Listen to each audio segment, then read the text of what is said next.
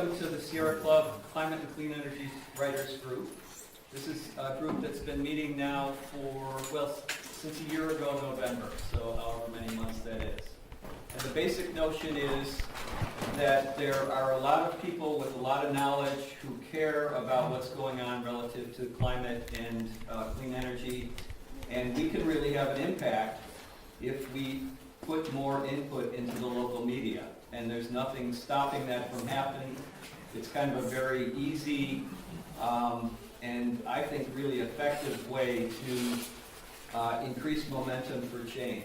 And since we've started doing this, I think probably you've seen an increase in the number of positive letters, Another Voice articles, My View articles, things in Our Voice.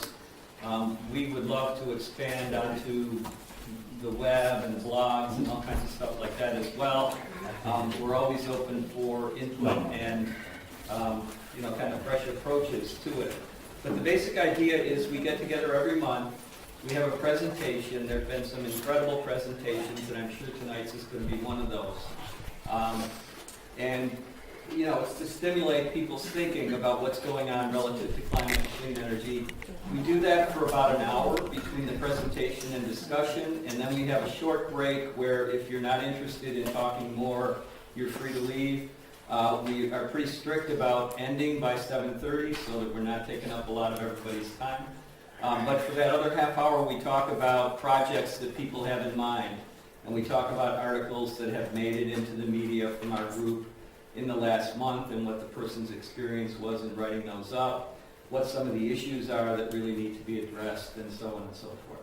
So I'd encourage you to stick around after 7, and you're certainly free to go if at any point, but certainly during that break if you're not interested in that part of the discussion. So tonight we have Aaron Bartley from Push Buffalo, and Aaron has been a real bright light in our community, doing some incredible organizing and really accomplishing some amazing things on the west side of Buffalo, and which kind of spread throughout the city in terms of their impact. Just by the way, we've got Charlie Bowman doing some videotaping tonight, and we're going to have that up probably on the Sierra Club website and also on the Peace Center website. So if you like what you hear and you want somebody else to hear it, or if you want to help spread the word, that'll be available to you. But in any case, Push Buffalo has done some really great work. They are a part of the Green Jobs, Green New York program doing energy efficiency work. They've built a model house on the west side on Winter Street that is heated with geothermal and powered with solar. And they've just done an incredible kind of job mobilizing the community, involving all kinds of strata within that community in a really progressive direction. And for a while now, a lot of us have had our eyes on Germany as a place where the Greens have really had an impact, and they have really moved forward on renewable energy a lot more than a lot of other countries. And lo and behold, Aaron went there and learned a lot when he was there and has made that available to us. So without any further ado, can we please welcome Aaron Bartley?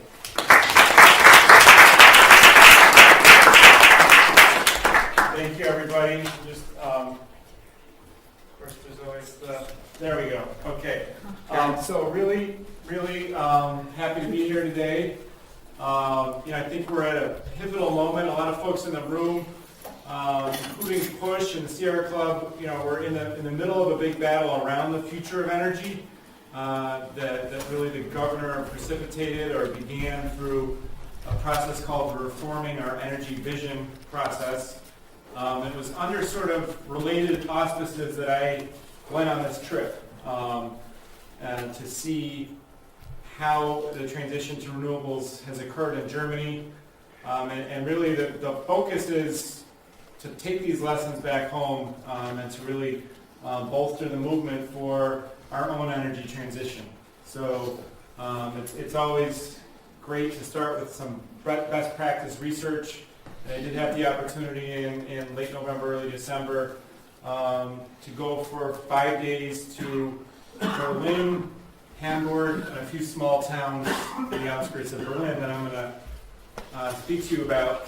I always make the disclosure that I have no science education at all. I think the last science class I took was in ninth grade. So I'm not a design professional or an engineer.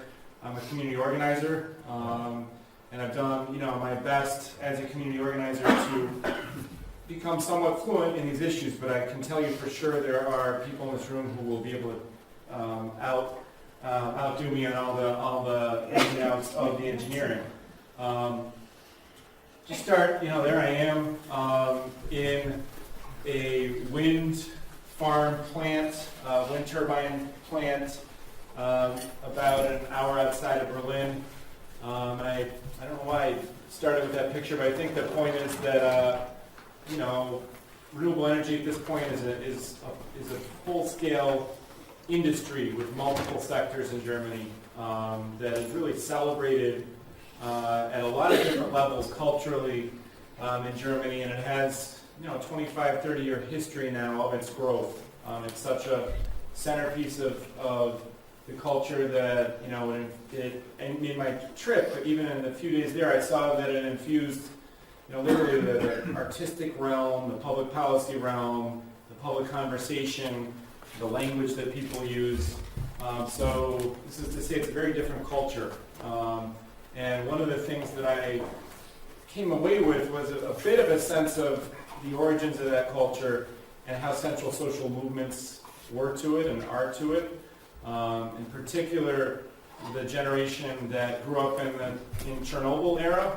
A lot of folks, whether they were the capitalists that owned this plant that we met with, or the activists, radical activists that were really pushing the envelope on the ground, a lot of people traced the birth of Energiewende, which is what their transition is called, to Chernobyl and the experience of really being faced with a horrifying energy future that really pervaded people's consciousness, and from there started a movement that is known as the Energiewende. So that's a really ubiquitous term in Germany. It just means energy transition, and it stands for a whole set of things. One thing it stands for is very clear and transparent goals, both around energy efficiency and around renewable production in multiple categories. And it also, I think, it has sort of a larger meaning around, the way that we live, the way that Germans live in terms of their daily habits, their transportation habits, the way they think about city design, the way they think about community, and so forth. Literally it means energy change, commonly translated as energy transition or energy shift, and refers to the change from an energy economy based on fossil fuels and nuclear power to a sustainable one based on clean renewable energy sources such as geothermal, wind, and solar. Now, as I mentioned, the goals and targets that are attached to the Energiewende are really central to it. And whether you are a utility company executive or a community solar organizer or a university student studying this stuff, you're likely in Germany to need to know many of these numbers. It's such a powerful movement that folks have really coalesced around a series of targets. It's a little blurry here. See if I can quickly. It's a little sharper. So, for example, one target that everyone is quite familiar with is the reduction of 40% vis-a-vis 1990 numbers in greenhouse gas emissions. So that's, and people generally know where they are. Again, people in this movement and what it would take to get to that figure. Emphasized throughout my trip was that, although solar is really sexy right now, the price has dropped, it's much more broadly accessible. most folks hit home again and again that efficiency is the way to start, especially in an older culture, older place like Germany or like Buffalo, where there's so many gains to be made with relatively low capital investments. So you can see the efficiency goals here, down 20% by 2020 in the different categories. And then renewable energy production, which obviously is a component of the greenhouse gas emission reduction. At this point, they're shooting for a 35% share in electricity consumption by 2020, and I believe as of 2015, it's already around 25-26%. So there have been some significant gains just in the last few years. Are those national figures? Yes, these are German national figures. And it seems like the goals for heat are minuscule, where you can put a...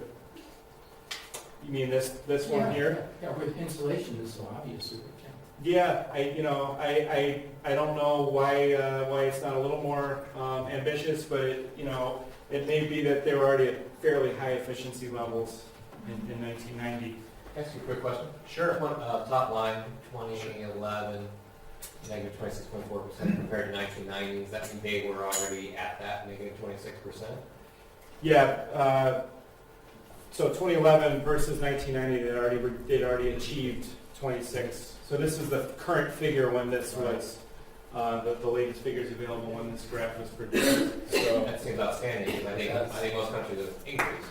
yeah. So we'll speak a little bit about how that occurred. This graphic really tells the story, and Linda and others in this room are really our regional experts on feed-in tariffs, but it was a fairly straightforward, singular policy maneuver called a feed-in tariff, which is simply an established price that's guaranteed to those who produce really any of these types of energy.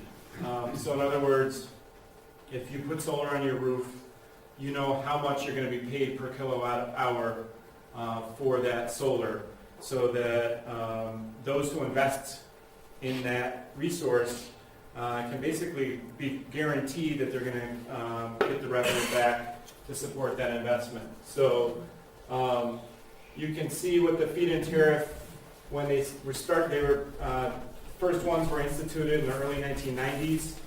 You can see at that point solar was a really minuscule, as was wind and biomass component of overall energy production in Germany. Hydropower was somewhat significant. And as the feed-in tariff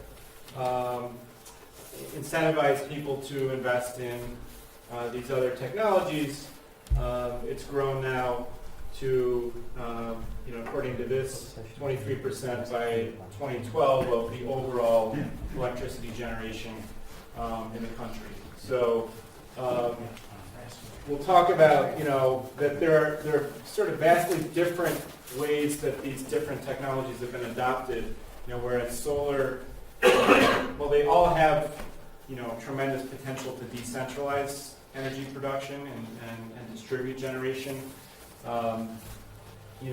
The greatest number of producers right now in Germany is in the solar category, even though it doesn't comprise the biggest percentage of overall renewables. So does everybody get the basic concept of a feed-in tariff? And Linda, do you have a better way of describing it? I mean, it's basically a fixed price for a given amount of energy that's produced. Right, and then they have to buy it. And then they have to buy it. Right. But this So- is showing the effect of the feed-in tariff. That's The feed-in correct. tariff itself is not on there. No, this is the effect of the feed-in tariff. So, the prices, and then the feed-in tariff has been adjusted over time. In fact, it's been, dropping in the last few years, in some cases eliminated because the industry is considered mature. So it was, never meant to be a permanent price, a fixed price. It was meant to incentivize the growth of an industry. And, one thing one thing that I heard again and again was a little bit of resentment, but also celebration of the fact that the feed-in tariff in Germany incentivized solar adoption to the extent that it created a mass production industry that was birthed in Germany and created, several thousand jobs, but then gravitated to China when it was mature.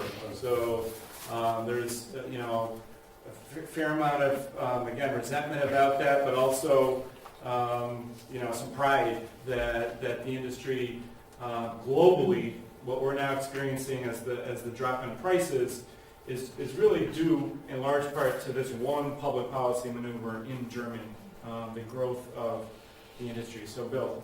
Yeah, just a couple other elements to the feed-in tariff.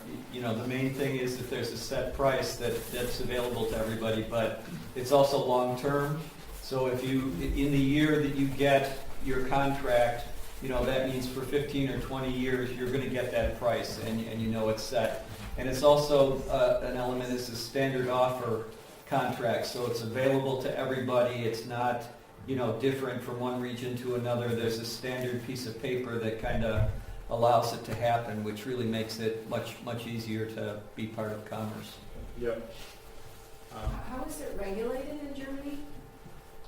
It is it's the national policy. It's established by the equivalent of the federal government that sets the price. I just think one of the most interesting things to realize is that actually the feed-in tariff as a policy was developed in the United States. California, that's right. Right, and it was adopted during the Carter administration, and they were working toward it. But of course, Reagan came in, and everything disappeared, and Germany picked it up and has been running with it all the time. That's so right. it's not an un-American idea. That's right. That's a great way to start an article.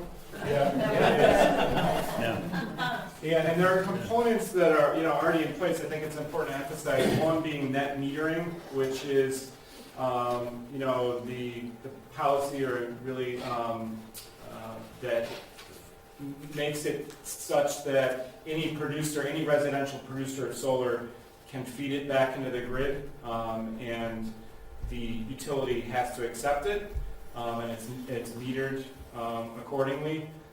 That's sort of a building block of a feed-in tariff because you have to have some mechanism for interfacing with the grid. And so net metering, we have it in New York State, and it's always under attack, either subtly or explicitly by utilities and others who have interests in either owning solar more centrally or the carbon economy, because they know that it's so significant in the growth of solar. So that's one of the things that's at stake in the current New York State energy proceedings is holding that metering in place and making sure that it's properly funded. So, is that a question? The way I'm reading that chart, when you've added biomass, wind power, and photovoltaics, you haven't reduced. You've greatly increased the overall amount of electricity produced rather than reducing. What was reduced in there when you brought in? Well, it's got to be. That's why it's got to be concomitant with energy efficiency goals and reduction in overall consumption. So this is substituting for formerly carbon-based ways of producing. Oh, I see. You're not showing your So, carbon base. Yeah, but you can see the percentage. It's 23% is now produced by non-carbon sources. So that in and of itself shows the growth of it. So I think there's a picture from Bavaria, which is not somewhere I got, but the point is that there are now 3.2 million producers of electricity. And if you think about this in sort of, political philosophy terms or basic economic terms, this transition from electricity as a consumer and a consumptive framework to the democratic production of electricity just reduces the amount of political power that major utilities have when you don't really need them as much anymore. How did we overcome the political problems? Yeah, I mean, it's a great question, and I got only an anecdotal sense of the answer. One is that there isn't a great, although there's a fair amount of coal, there isn't a 150-year, 120-year history of gas and oil corporations in Germany that have a big percentage of the GDP as they do here. And if you know anything about the American Empire, you know that industry has been crucial for the last 100 years in politics of this country, the foreign policy and so forth. They don't have a carbon economy history that's anywhere near that large or that potent within their political system. I think the other answer really was the social movement around what began with the Chernobyl era. As with a lot of countries in Europe, not having access to those resources in the way that we have, the carbon resources, or Russia has always enriched, as far as I know, has always enriched the dialogue about renewables because you've got to get it from somewhere. And so it just heightens the awareness of the need to be self-producing. And France has gone a different direction, right, with having emphasis on nuclear. Germany, right at the right moment, decided to go in the renewable direction. So it's interesting to two nations that we might think have somewhat comparable politics and somewhat comparable histories that are right next to each other have very different energy pictures. So this is just a little model of sort of a microgrid, or at least an urban grid of the future. There are all sorts of, in the various institutes I visited, all sorts of ways of depicting different energy futures. And we'll talk about microgrids a little bit in a second. Just to illustrate the various ways that the Energiewende manifests in the culture, there was a whole museum worth of renewable energy art in Berlin. This was, these are some paintings about obviously hydro and wind. This was a great video installation of two guys who built themselves their own little personal windmills. And we're blowing around. I think this is actually in Iceland. They set out for about 3 weeks with these, self-created windmills. And the point of it was, even when they came back after 3 weeks of charging. Between the two of them, they could only do one load of laundry and not dry it. But nevertheless, it was a creative way of exploring our relationship to renewable energy. I just took that picture to show, one thing that I saw, especially in the wind sector when we visited various wind production plants, is just that, I felt like I was in Buffalo in 1925 or something. The reindustrialization and the scale of these production plants. And I don't know if you can get the scale of this, but it's a massive component of where the turbines come out, and so it also has created a lot of jobs in manufacturing in Germany. So we'll turn now to a town that really thinks of itself as leading the way, being the vanguard, even a culture that values renewable energy a lot, being at the vanguard of that culture, which is a small town. It's only about 300 people, so it's hard to say what is scalable and what isn't. But it is taking a stab at really defining what it means to be off the grid as a community, and to be self-producing and self-sustaining. So, what's interesting to me was that they achieved their various goals through a whole variety of structures and means. It wasn't all municipally owned. There was some private capital involved. There were some municipal institutions involved. But the overall picture was that not only are they completely off the grid for both heat and electricity, they're also exporting about 94% of the electricity they produce back into the grid. So they're producing many more times electricity than they need. Most of that is achieved through a public-private, there's some capital, private capital involved, and then some public capital involved. A massive wind farm.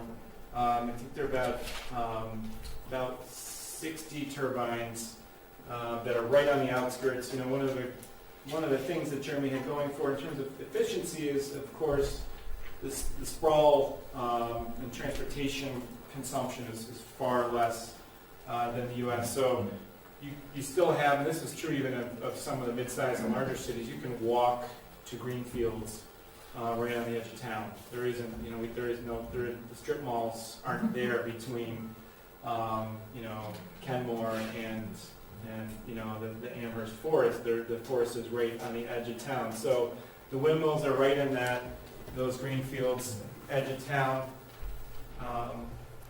Picture of one of them.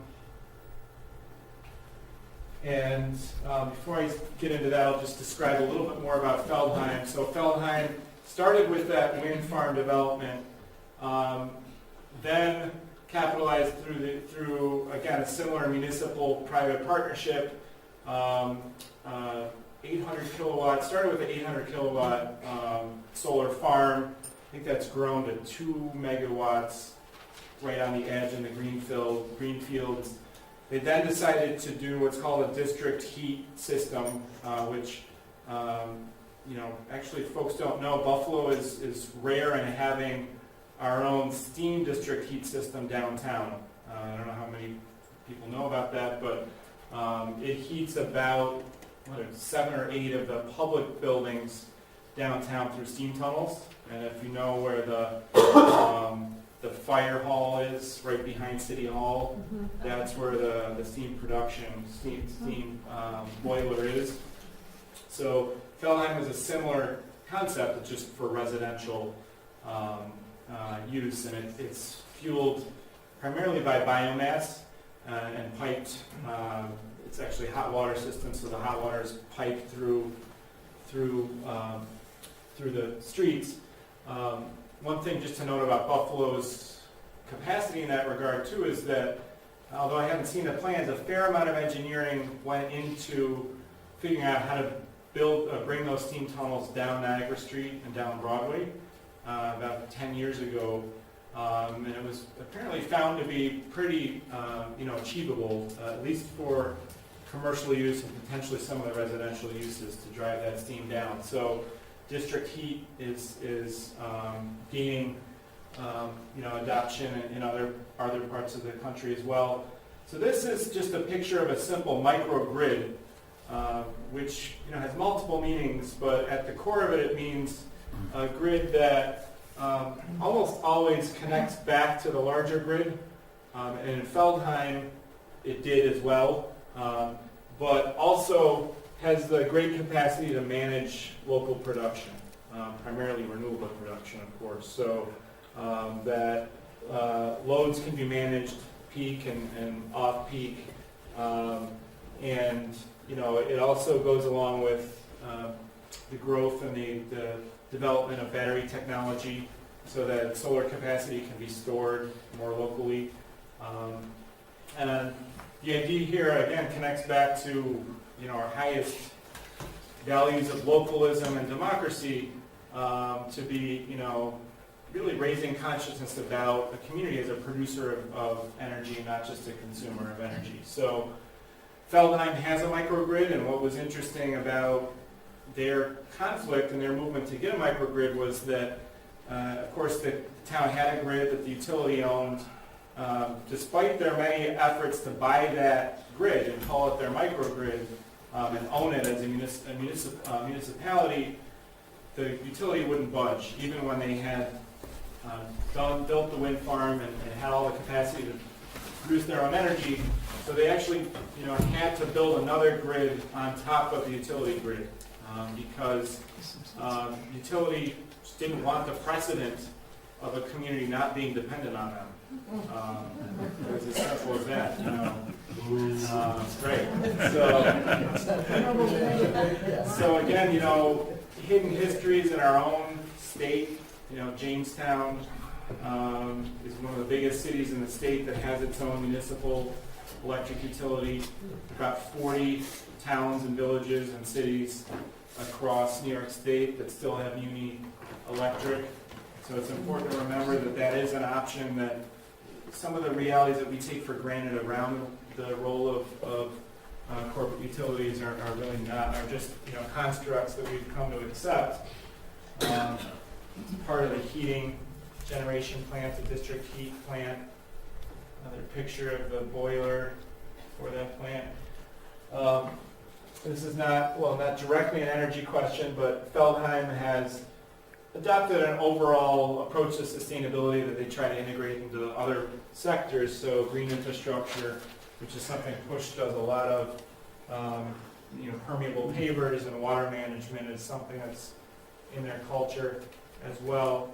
So I think that's actually my last slide. In my remaining minutes, I just wanted to say a little bit about how what I saw in Germany, what's going on in Germany, relates back to Buffalo and the potential we have here. One direct example is that there is currently a microgrid competition that the state launched as part of this overall comprehensive look at utilities and energy production. So places like the Buffalo Niagara Medical Campus have sort of rushed into thinking about how might they manage and produce their energy more locally. I think other institutions, potentially UB as well. For us at the community level, it's also a question that excites us. How might we, in a community on the west side, fashion our own microgrid? And there are many sort of answers to that riddle. I mean, some of it could be an actual buried grid. Others could be, we may work towards experimenting with networked battery systems that capture our solar and build solar at a larger scale. So that's one direct way that we can be adopting some of what we saw in Germany. But I think at the larger policy level, there is a major question at stake right now in New York State, which is we know that solar, geothermal, wind are gaining market share, are gaining popularity. But the big question is, how quickly will they replace carbon, and who's going to own those resources? Those are the two questions. So how quickly can we scale those so that they reduce carbon, the greenhouse gas emissions as they have in Germany? And then will we end up with a remonopolized, re-centralized electricity production regime, or will we move in the German direction, which was about 50 to 55% of that renewable production capacity that comprises 23% of the whole is owned democratically by individual homeowners, by other small producers. And as I mentioned before, what that does in the way of building a culture of sustainability, a culture of power, literally and metaphorically, is big. And what I also experienced in Germany was a whole bunch of, especially among young people, who don't own property, for example. Many of them are investing in co-ops that do own renewable production.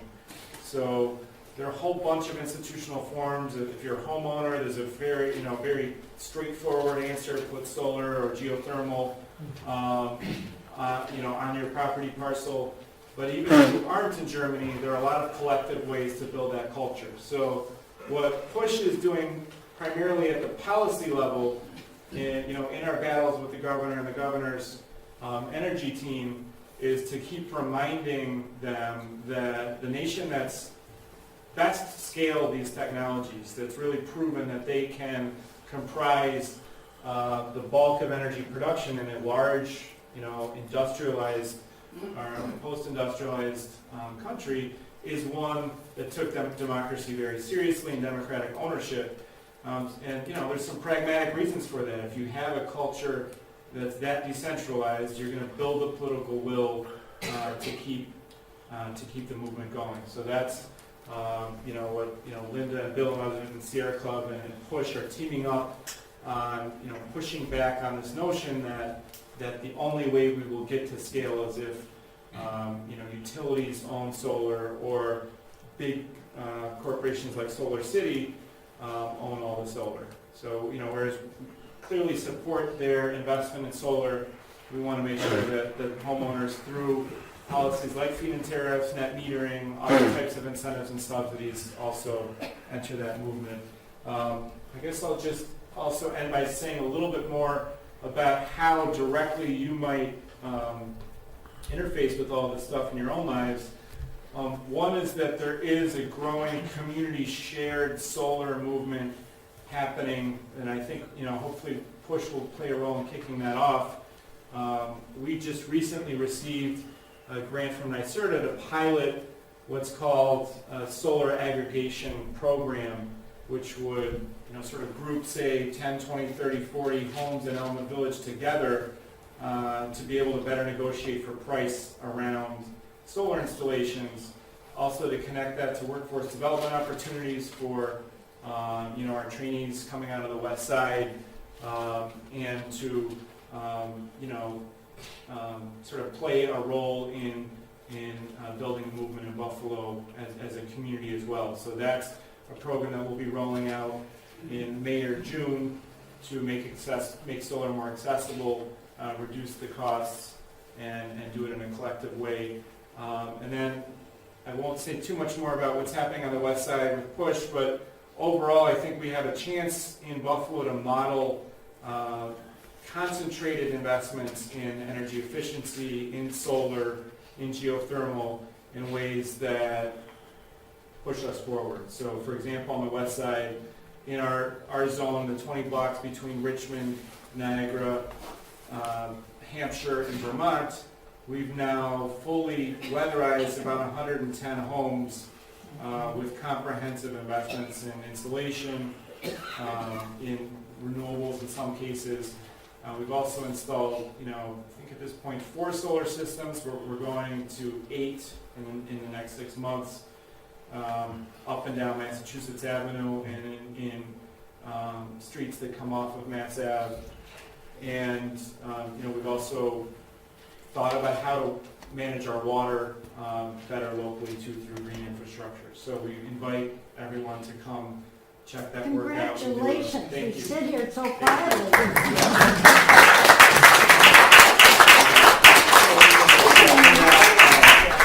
One of our lead board members and longtime Push member and leader, John Bartley, is sitting here with us today too. He lives on Massachusetts Avenue and is a great, because part of this work, I'll just finally close by saying a lot of this work is, when I say democracy, that's a big abstract word, but it's really about renewing community ties, and that's where the power comes from.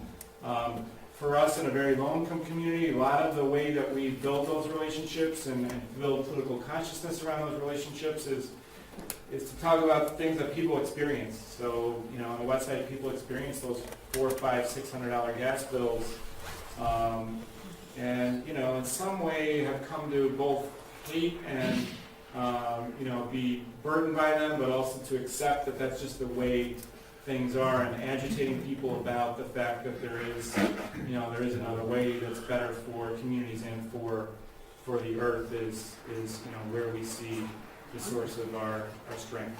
So I'll leave it for any other questions or conversation. How is the solar thermal working on your, is it 10 Winter Street or 15 Yes, it Winter is. Street? It's working well. There's a woman that's been living in there, a leader Push for 3 years now, and the solar thermal component has been, without a hitch. So that's the component in that house that heats the hot water primarily. So it's a roof-mounted system that heats the water. Yeah, that system does have a gas backup, and I can't tell you exactly how often that backup comes in, but it's it's primarily solar heated, all the water in that house. Did you see small wind when you were in Germany, or is that kind of like not really fit into the picture because you have such a strong collective mentality about things? Yeah, I can't tell you the percentage of small wind. There's a big conversation around offshore wind and then big wind. And most of the capital seems to be going into production of those industrial-sized turbines. Is it offshore industrial sites? Both, well, offshore and Yeah. non-offshore wind is both, yeah. So both of those are where most of the emphasis seems to be. Even in Feldheim, I didn't see roof-mounted wind or small-sited wind. I saw big wind on the edge of town. So mostly when people talk about that transition from purely, being consumers to being producers, from what I saw, they're talking about geothermal or solar in Germany. Yeah, this is the second time I heard your great talk. You mentioned Chernobyl. Can you discuss what role that may or may not have played in the development of the feed-in tariff in Germany and the desire to go to renewable energy? Yeah, I mean, I again, this was anecdotal, but quite a number of people at the various levels of society or the industry said that they had childhood memories or teenage memories of being told that a poisonous cloud was floating above them and to not drink the water and that that was a very visceral emotional experience that prompted a lot of people to just consider what energy was about. I think it was sort of an opening that then good organizers and of course those who've been in movements, I keep looking back at Bill, remember that the anti-nuclear movement, I was just a tiny kid, but even I remember in Buffalo, that was one of the last big mass mobilization movements in the country. Up until the immigration protests about 7 or 8 years ago, those were the biggest protests between the Vietnam War and the immigration protests. So Germany similarly already had an anti-nuclear movement, but then it was really, elevated by experiencing Chernobyl just in the way that 3 Mile Island, in a way more intense way than 3 Mile Island did for folks living in this region. I'm curious to know, when you were in Berlin, did you see any historically significant buildings, or architecturally significant buildings that were retrofitted with solar panels or something where there's always this kind of tension between taking something that's historically significant and retrofitting in a way where something's that kind of thing is visible. Did you guys all hear that? No. No. Oh, sorry. No, I was just curious to know in Berlin if you encountered any architecturally, historically significant buildings that were retrofitted with solar panels and how they did that. Yeah. I certainly saw a lot of historic looking buildings that had, PV arrays on them, but I didn't look into that question of, hardcore preservation values and how, solar might adulterate some historic buildings. But my sense is that it's so central to the value of Germany right now that they probably negotiate that tension and make sure that there was still a way to get them on the roof. Just aside from a hardcore objection, there's also a softcore, not to make a joke, but actually to make a joke. Softcore objection in condominiums, where you have to have architectural approval for changes. Mm-hmm. Out of court. Yeah. So, I didn't look at condominiums in particular, but there's so many echelons of solar services in Germany these days that every single market is sort of fully developed. So, there's likely to be, in fact, we did see quite a few apartment buildings. There's likely to be, a set of installers that just specialize in condo buildings there because it's such a big industry. One way to address that may be a state level law. In California there's a state law that says municipalities can't prohibit solar power installations merely on the basis of we don't like what they look like. So I could imagine also a state law that would say condominium homeowner associations can't prohibit their members from voting in favor of that stuff merely based on what it looks like. Right, right, yeah. I was thinking, you were talking about the REV process of reforming the energy vision, which is a great thing that the state was asking a question about how do we switch from a centralized to a decentralized energy system. But as I understand it, the PSC, the Public Service Commission, actually gave that new platform to the utilities, and which is sort of going backwards from what many of us think. And I wondered what you guys were thinking about it, and if they're going to be. Yeah, so just to step back a little bit, the way that the Germany sort of market structure operates is what's called a DPS, or distributed platform system, that is sort of a clearinghouse for everyone who produces renewable energy. It's sort of the way that At the transmission level. yes. Yes. Or transmission meaning, but also decentralized transition producers as well. Yeah. They know that, they can track that, they can see that. You can see my roof. Well, let's see, it depends on how small you are, I think, but yeah, feed into the German system. So the question right now in New York State is who's going to manage that system to make sure that the pricing is transparent, that there's some, if it decided to have a feed-in tariff, for example, that there be some democratic process to create that policy. And just last week, the state, decided that the utility would be the clearinghouse, the distributed platform system, which just creates a lot of perverse incentives and tensions in the model. Really, what it is it's a bone to the utilities because utilities don't want any competition, right? They've been used to having this regulated monopoly, so it's a threat to them to have anyone entering their markets and having more decentralized markets. So as sort of a political compromise, they said, well, you may not have monopoly control over distribution anymore, but we'll let you be the entity that manages all of the entities, all the other entities that are going to be producing in the system. So, sorry. Yeah, did you run into any stories about opposition to any of the wind power or the wind farms? If so, how did they deal with that? Around like aesthetic or naturalistic Any objections? really. Okay. Especially in light of like some of the opposition. Yeah. Yeah. At Yates. That question did come up, and it didn't seem to be anywhere near as everyone sort of bought into the overall targets and the energy venda as an idea, and recognizes that that's a portion of it. Overall, other kinds of opposition. We met with the biggest electricity utility in Germany.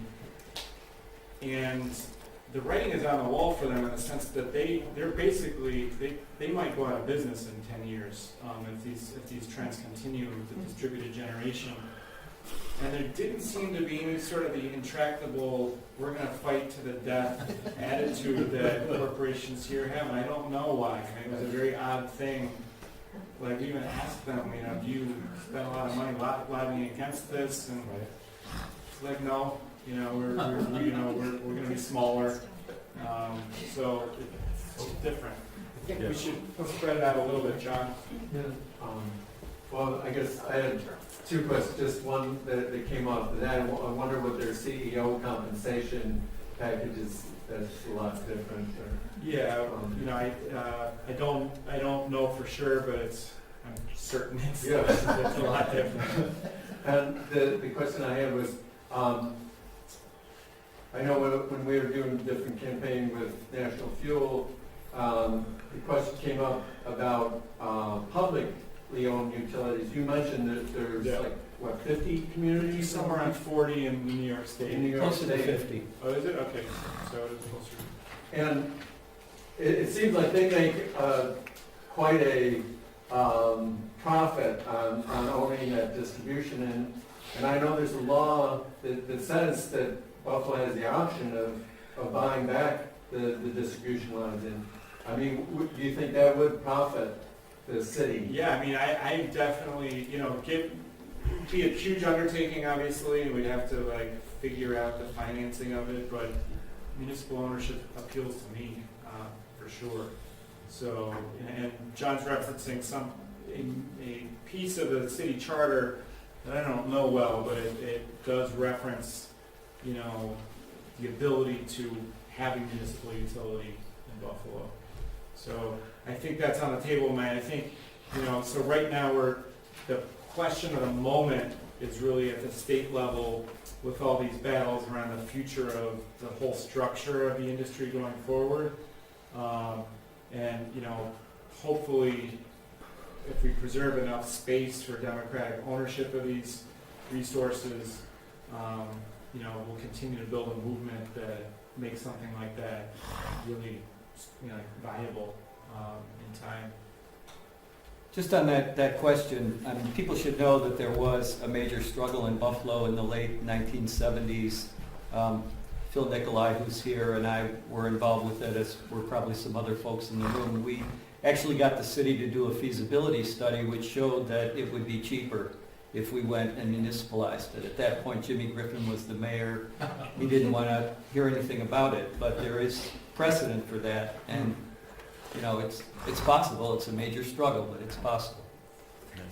And I also would say that I know that there have been discussions in some of the latest, you know, energy audits and stuff downtown, sort of raising that question again down, you know, at City Hall.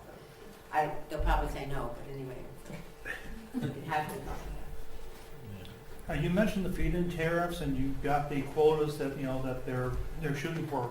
Did the government have any other mandated programs, like, you know, for new construction builds, things like that, where they were required? Well, you know, the other mandates I'm aware of are on the efficiency side. So, well, a non-mandate opportunity in Germany is essentially 0% interest loans for any significant energy efficiency investment, residential or commercial. So they have a national green bank that is 0%. So that has been the centerpiece of their energy efficiency policy.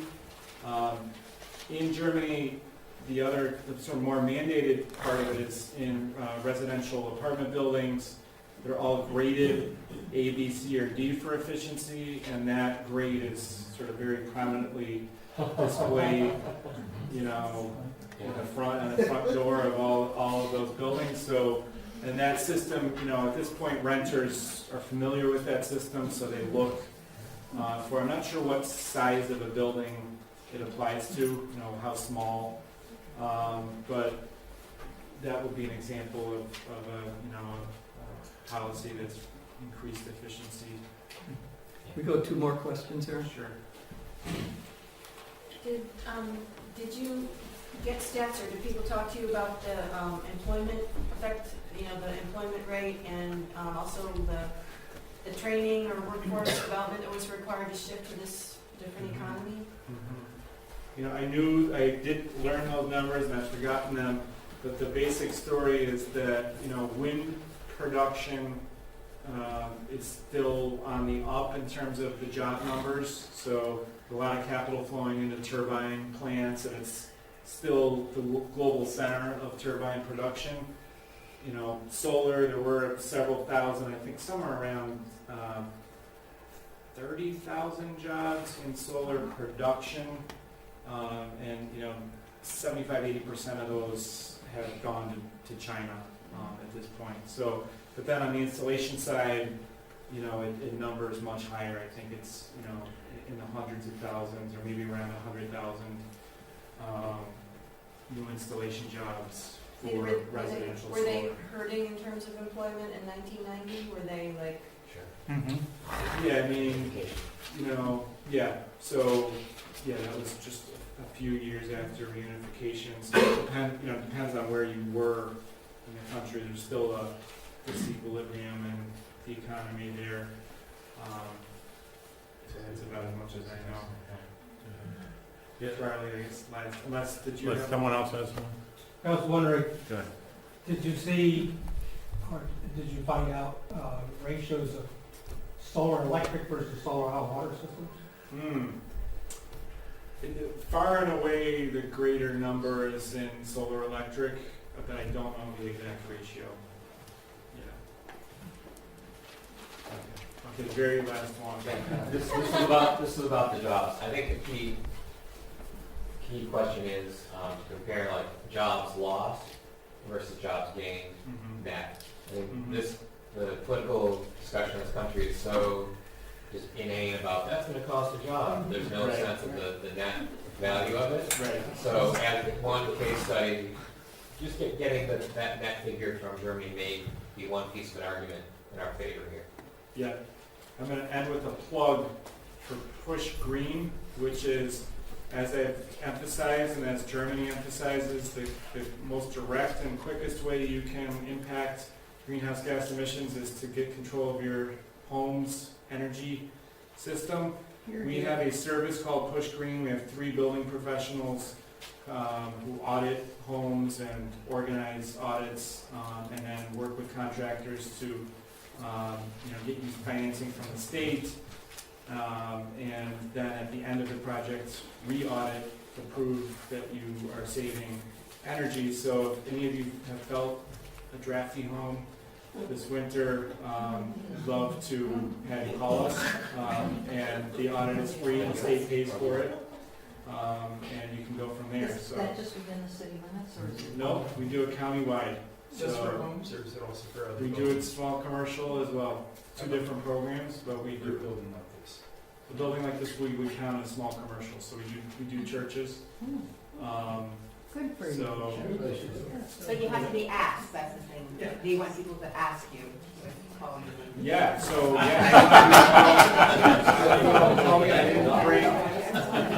Any good salesperson out there organizer would have a sign-up sheet. Which I don't have it. Can we create a sign-up sheet? We've got one circulating, and I'll send your information out. Okay.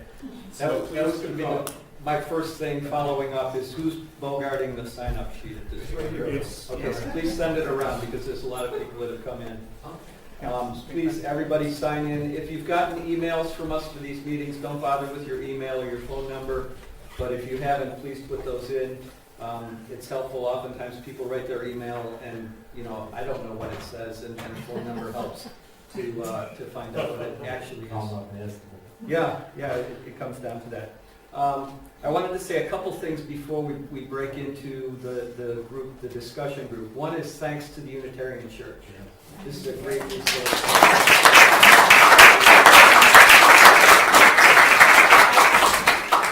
This space is made available to us free. They've been really great, and there's a couple people from the church who are here, and just thank you. Let's all sign in. I wanted to let folks know next month, which will be the first Monday in April, I'm not sure the date, is going to be on bomb trains, the oil trains, the bomb trains. The oil trains that have been going through New York State. There's a lot more activity and knowledge about that, and we're going to have a presentation on that next time. By who? What's that? By who? We're working it out. I believe Charlie's going to be part of it. I hope Gene Dixon's going to be part of it. I hope Reed is going to be part of it as well. So, one thing I wanted to let people know, Dave Kowalski, who gave our presentation a couple months ago, is going to be on Channel 49 shortly on this program with kind of a back and forth about, that all this cold weather, doesn't that mean that climate change is null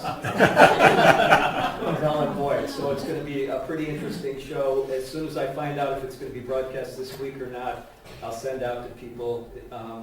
It's going to be really good for him to be doing that, because I think that's an important question that we need to be out there talking about quite a bit. And with that, I'd like to call for some applause for Eric.